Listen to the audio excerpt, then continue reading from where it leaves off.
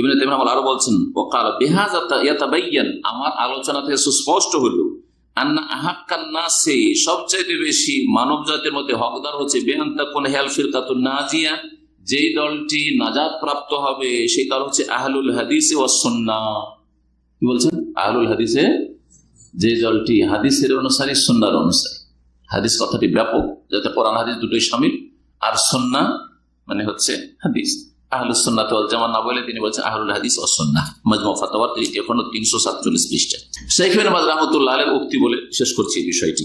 শেখ ইবনে বাজ রাহমাতুল্লাহ আলাইহিকে জিজ্ঞেস করা হয়, জিজ্ঞেসকারী যখন এই ফিতরাটা শুরু হয়, কিছু আলেমরা বলে যে ফিরকা নাজি আলাদা, তাইফা মানসুরা আলাদা, তখন ওনাকে জিজ্ঞেস করা, হাল তুফারিকু বাইনা তাইফাতিল মানসুরা ওয়াল ফিরকা নাজিয়া, কারণ ওই লেখক বলছে যে শেখ ইবনে বাজ পার্থক্য করেছেন। এই কথার দাবি করায় শেখকে জিজ্ঞেস করা হয় যে আপনি কি সাহায্যপ্রাপ্ত দল আর নাজাতপ্রাপ্ত দলে পার্থক্য করেন?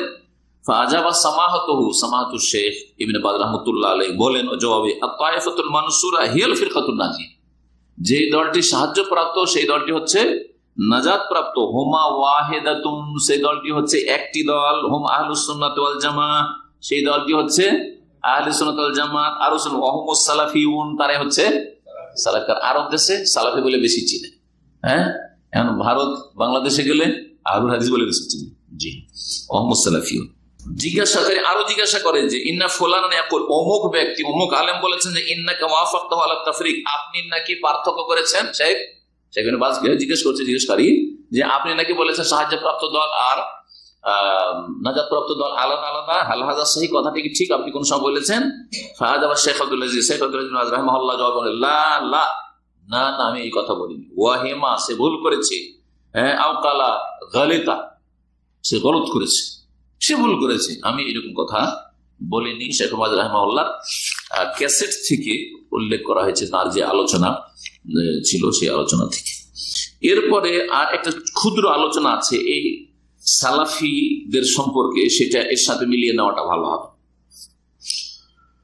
62 নম্বর প্রশ্ন, জিজ্ঞাসাকারী জিজ্ঞেস করছেন, মাহিয়া সালাফিয়া, সালাফি আকীদা বা সালাফি মানহাজ কি? ওয়াহাল ইয়াজিবু সুলুকু মানহাজিহা ওয়া তামাসসুকু বিহা, সালাফি মানহাজ মোতাবেক জীবনযাপন করা কি আবশ্যক এবং সালাফি মানহাজকে আঁকড়ে ধরা কি জরুরি, না সালাফি মানহাজ ছাড়া অন্য কোনো মানহাজে চলতে পারে? জিজ্ঞাসাকারী জিজ্ঞেস করছে সালাফি মানহাজ কি এবং সালাফি মানহাজ ধরে রাখা ওয়াজিব না ওয়াজিব না, জরুরি না জরুরি না। জবাবে বলছেন, as-সালাফিয়া, সালাফি মানহাজ হচ্ছে হিয়া as-সাইরু আলা মানহাজিস সালাফ, সালাফদের আদর্শে চলার নাম। যারা সালাফে সালেহিন আদর্শে চলে তাদের নাম হচ্ছে সালাফি। এই দলটির নাম হচ্ছে সালাফি। এই সালাফ কারা? মিনাস সাহাবাতে, সাহাবায়ে কেরাম, ও তাবেঈন, তাবা তাবেঈন, তাবেঈন ওয়াল কুরুনুল মুফাদ্দালা, এবং ফজিলত যেই যুগের লোকদেরকে দেওয়া হয়েছে, অর্থাৎ স্বর্ণ যুগের লোকেরা, তিনটি যুগ।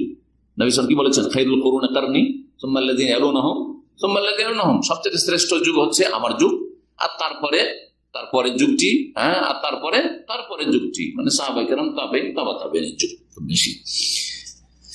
তো সালাফি মানহাজ কাকে বলে? সালাফি মানহাজের উপরে চললে তাদেরকে সালাফি বলে। আর সালাফদের মানহাজ হচ্ছে সাহাবায়ে কেরামরা সালাফ, তাবেঈনরা সালাফ এবং তাবা তাবেঈনরা সালাফ।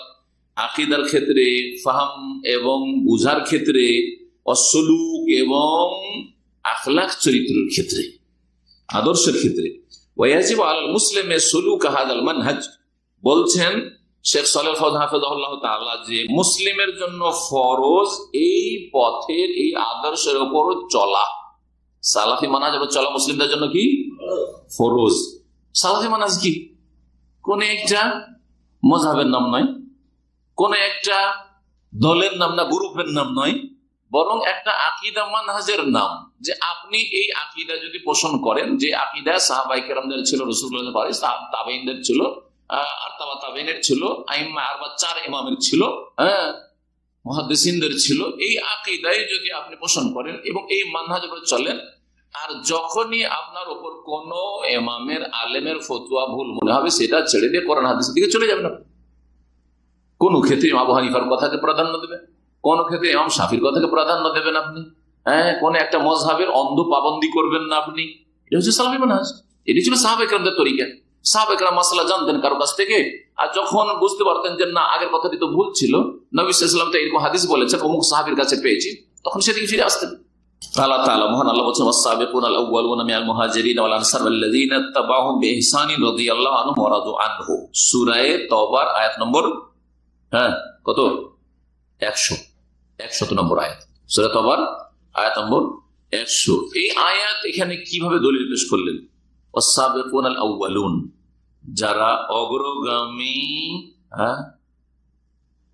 প্রথম সারির, সাবিকুন অগ্রগামী, আউওয়ালুন প্রথম যুগের বা প্রথম সারি, মিনাল মুহাজিরিন অর্থাৎ মুহাজিরিনরা, আনসাররা এরা, ওয়াল্লাযীনা ইত্তাবাউহুম বিইহসান আর যারা তাদের অনুসরণ করবে নিষ্ঠার সাথে, তারা তাবেঈন হোক অথবা তাবা তাবেঈন হোক, বিশেষ করে এরা যেহেতু নিষ্ঠার সাথে তারা অনুসরণ করেছেন, আর এই আদর্শের উপর কিয়ামত পর্যন্ত কেউ যদি বহাল থাকে নিষ্ঠার সাথে, ইখলাসের সাথে, খুলুসিয়াতের সাথে সাহাবা কেরাম, তাবেঈন, সালাফে সালেহিনের মানহাজের অনুসারী হয়, রাদিয়াল্লাহু আনহুম আল্লাহ তাআলা রাজি হবেন, ওয়া রাদু আনহু এবং তারাও আল্লাহর উপর রাজি সন্তুষ্ট হয়ে যাবে।